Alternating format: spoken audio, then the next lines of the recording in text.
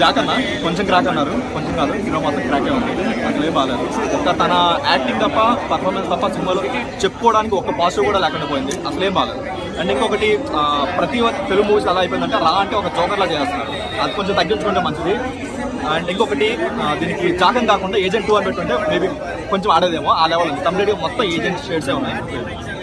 చెప్పుకోవడానికి పెద్ద పాజిటివ్ అయితే ఏం లేదు. కామెడీ వాళ్ళు కామెడీస్ పై రెండు ట్రై చేద్దాం అనుకున్నారు కానీ అటు అవ్వలేదు, సీరియస్ అటు అవ్వలేదు, కామెడీ ఇటు అవ్వలేదు, మధ్యలో ఉండిపోయి మొత్తం ఏదో చేస్తారు. ఫస్ట్ హాఫ్ కొంచెం అట్లీస్ట్ కూర్చొనే ఒక ఓపు ఉన్నా సరే, సెకండ్ హాఫ్ వచ్చేసరికి రైటర్కి అయినా సరే వాడు ఏం రాస్తున్నాడు ఎటు పోతుందో తెలియకుండా పోయింది. సెకండ్ హాఫ్ ఏం లేదు, సెకండ్ హాఫ్ జీరో. తన యాక్టింగ్ కూడా ఏంటంటే ఆల్రెడీ తను టిల్లు స్క్వేర్ నుంచి ఉంది కాబట్టి అదే మూడ్ లో ఉండి యాక్ట్ చేశాడు తప్ప తన యాక్టింగ్ లో కూడా కొత్తదనం ఏం లేదు. అంతా రొటీన్ మనం చూసిన యాక్టింగే కదా అనిపించింది తప్ప కొత్తగా ఎక్కడ అనిపించలేదు. ఏమన్నా కొత్తగా అనిపించిందా సినిమా?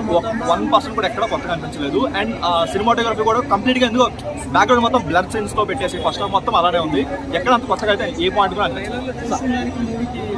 ట్రైలర్ లో ఏదైతే మనకి డైలాగ్స్ పెట్టారో అవే డైలాగ్స్ మూవీలో రిపీట్ అవుతున్నాయి తప్ప కొత్త డైలాగ్స్ కూడా ఎక్కడేం లేవు. ట్రైలర్ చూస్తే సరిపోతుంది, అదే సినిమా. కొత్తగా 1% కూడా కొత్తగా ఏం లేదు స్టోరీలో అయినా సరే.